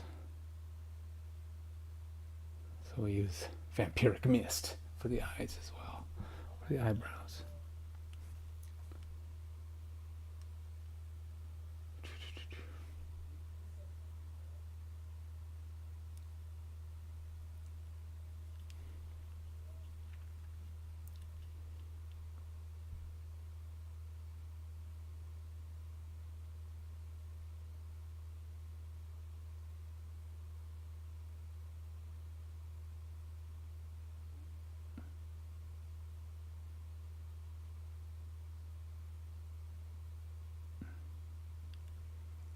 Nope, not great.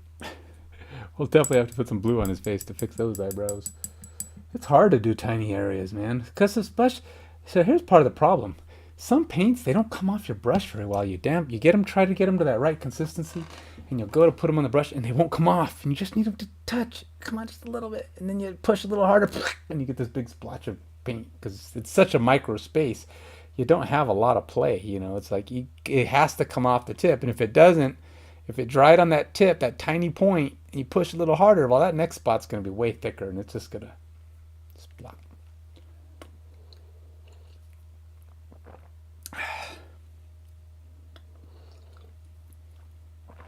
Have I done anything significant on him? I've been touching up. Well, I did do his neck thingies. Let's go ahead and put a little, he's got this little cup or mug or something. I feel like that should be straight up steel colored. Steel tin cup.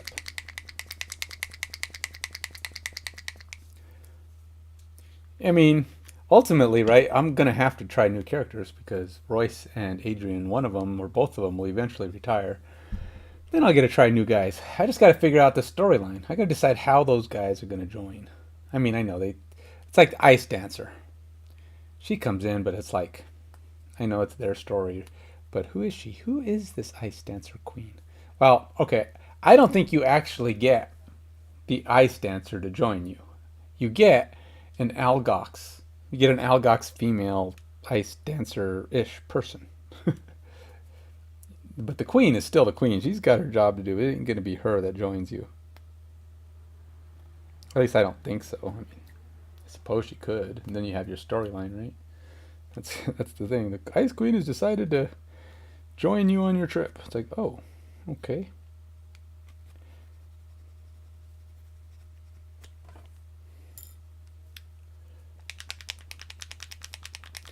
But her banners, or Adrian's banners, are pretty good. It is nice having the +1 health and having those, because she can do decent damage with her multi-area attacks, but it's getting enough movement in there so you can get your summons where they need to be, because you have to be standing in specific areas. Like you have to be right next to the bad guy, and then the summons have to be like in the right place in relation to you and the bad guy.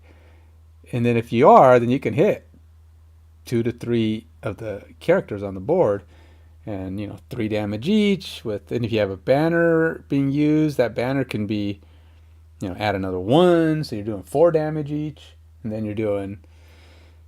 if you've got the fact that you might have advantage or any abilities that come because you're doing this formation attack, that will, all those things really,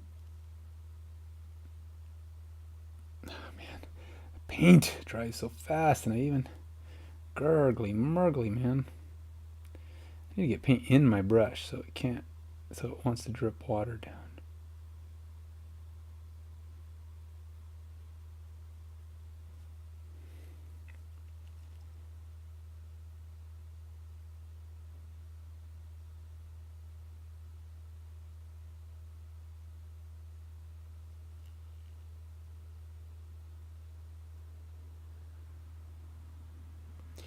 But I think the more I play, I am learning the decks pretty well and getting a better idea. But the thing is, the first time you play a scenario, are you guys playing with the...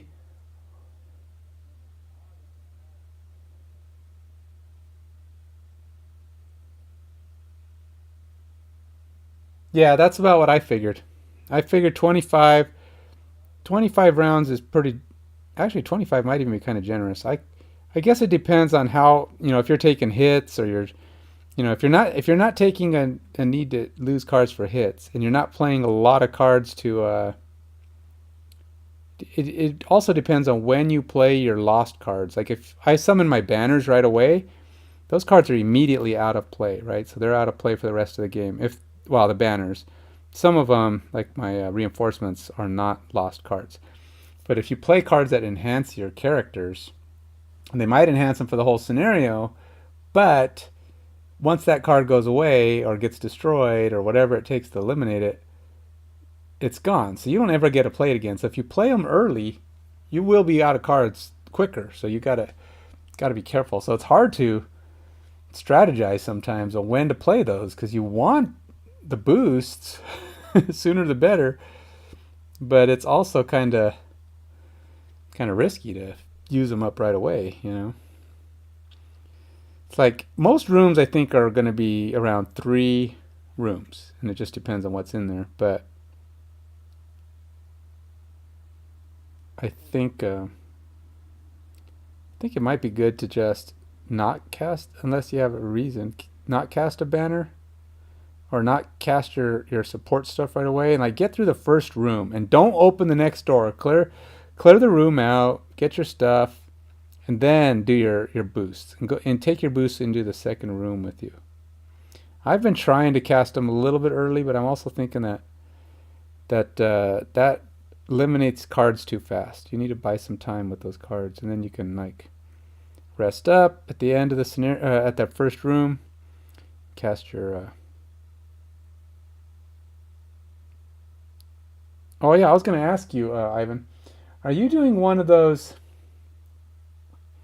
Are you doing the solo boost when it says? Well, I guess you guys are playing together, so you don't have perfect information. Never mind. You guys are playing together, so it wouldn't. So the next scenario should be easier, because you'll be playing with. If you guys got to level 2, then you only be playing a level 1 scenario still, I think, because it doesn't jump up for you just yet, because you're not playing with perfect information. Perfect information being, you know, telling each other exactly what cards and values and damage are going to do. You're supposed to, according to the rules, not like. There is a variant that says you can have perfect information, but I think if you're playing perfect information with another player, you should probably do the solo boost. Don't ask Nindroid though. Nindroid's a guy who's been watching. He says, "Don't play with the boost. Don't play with the boost." It's only like a half-point boost, but it does end up rounding up to you're jumping up to the next scenario a little sooner, or to the next level scenario. It's like I'm playing level 2 scenarios, even though my guys are level 2. And if I wasn't playing the solo rule, it would only be a level 1 scenario still. And he said, don't do that, that's bad, there's game's hard enough. But I'm like, but those are the rules. Why wouldn't I do it? And he's like, because it's crazy. You know, I haven't played Gloomhaven. I own Gloomhaven.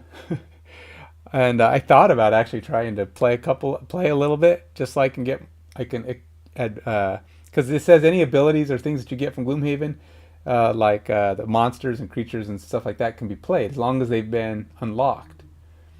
And it's like, oh, what if I want to unlock those? What if I want to unlock the items? But it'll take forever, so I don't know. And I don't know if I'm that dedicated to playing yet another long game all at the same time, overlapping. Today's Gloomhaven, next week's FrostHaven, next week. It'd be different characters and stuff, but. Well, you know what? I think I did a fair amount of extra on him, and it's time for me to probably start planning to hit the hay for so I actually get a full night's rest. This 6 hours a night bit is starting to become a problem, so I need to catch up, because tomorrow I have D&D. I haven't streamed my D&D campaign for a while. I streamed it a couple times when we first started, but we're up to like session 30 something, because we were playing every week, and I haven't streamed it because when I first started, there just doesn't seem to be any real interest. I have noticed there's quite a bit of interest on the FrostHaven stuff. You know, I think leveling with this game comes down to using those lost cards. And sometimes, like with Royce, he gets a lot more opportunities to level the Blink Blade. He gets level or experience a lot more often when he's doing fast, because a lot of his abilities are using the fast. But if he does he's got some cards that like if they stay in play, like they're the lost cards. You use them, they give you some abilities, but they only last for X amount of turns.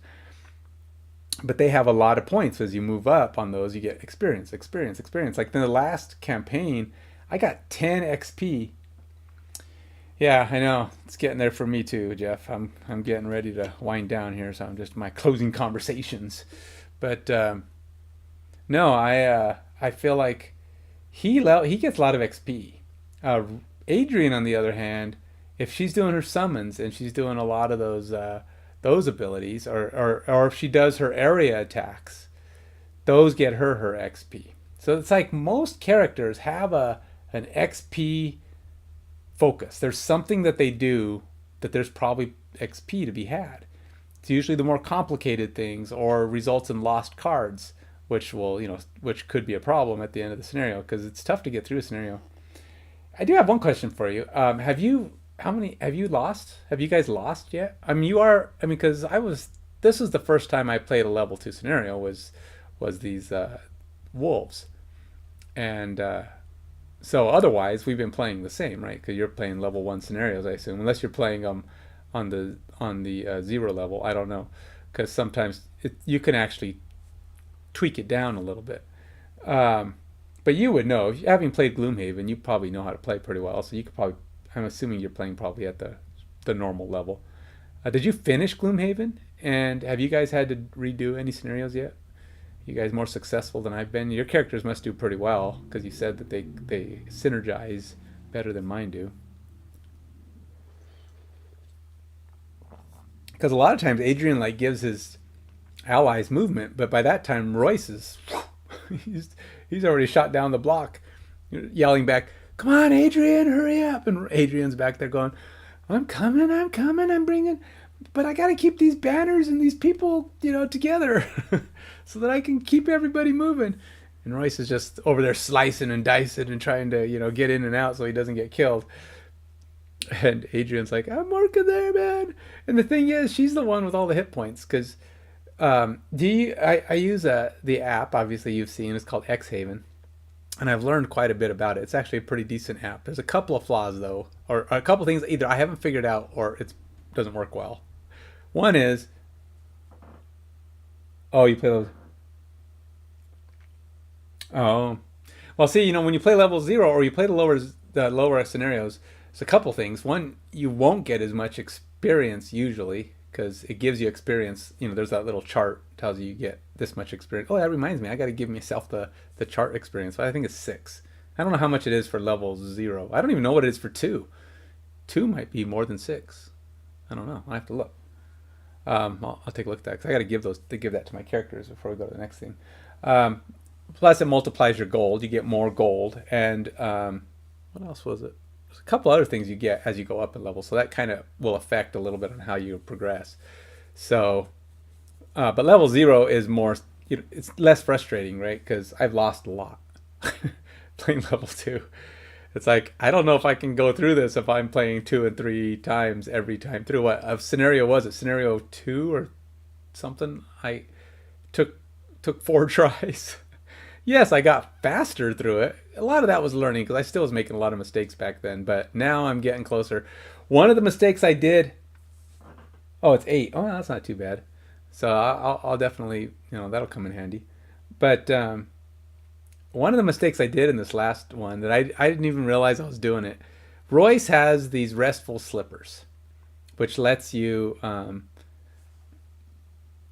basically when you rest, you randomly grab 3 of the cards that are going to go away, that you need to pick from, and then you get a pick from those 3 cards which one gets lost. So he has some modicum of control over what gets lost.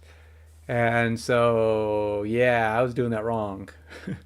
That's the correct way to do it, but I wasn't tapping the card. So I just used it every time he rests, and that's like 5 times. Well, it was like 3 times, because I realized I was doing it, but by that time we were pretty far along in the scenario. So yeah, that was kind of a mistake, and I still make mistakes like that, but it's little things. Hopefully I'll get more and more in the rhythm. Right now I think I'm getting most of it down, But still, they're so long.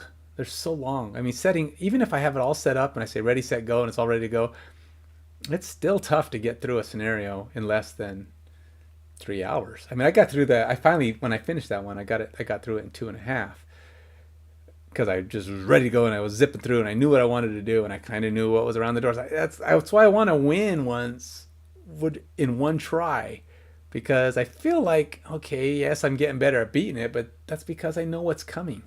I feel a little guilty, but what can you do? You have to retry.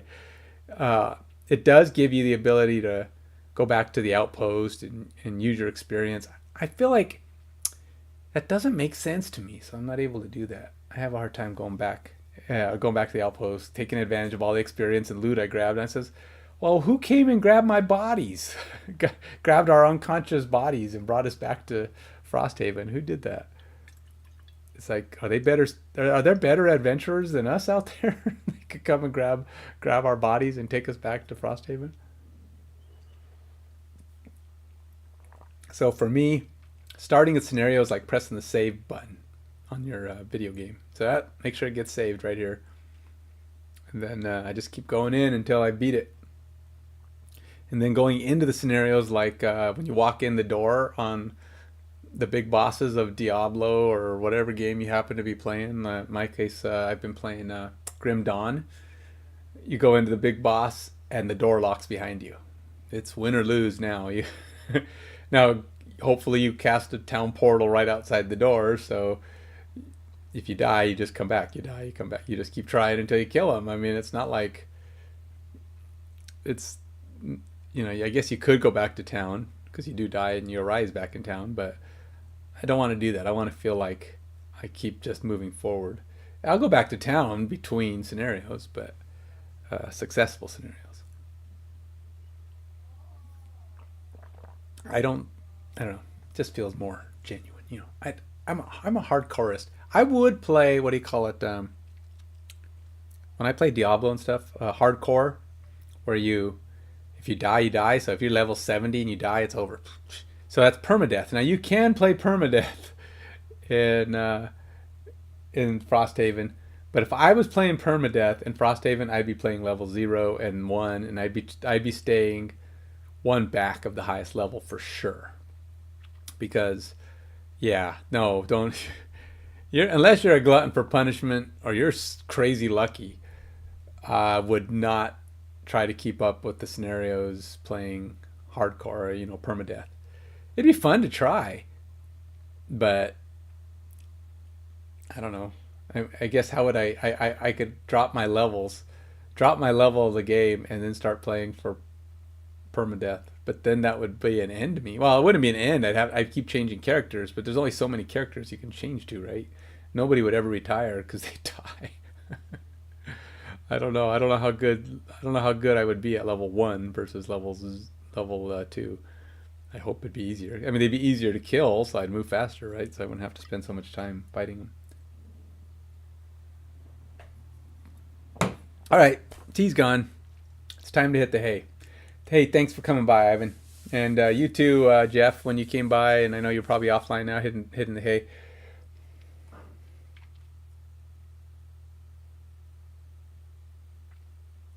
Yeah, and I'm fully with you there. And if I keep losing like this, I may have to make some kind of an adjustment. I'm hoping that once I feel like I can get all the way through a scenario, fully knowing everything I'm doing, not making any mistakes due to rules, and I still feel like it's just not playing out, I may have to drop the scenario levels because I can't keep repeating it, like you said. It's going to get too much. I'm doing it right now. It's early. It's only been a few scenarios, but I don't want to get it caught up in this mess of trying to repeat. I'm hoping I'll get good. If not, we'll go easier. That's all there is to it. Take it easy, Ivan. Till next time. You have a good one.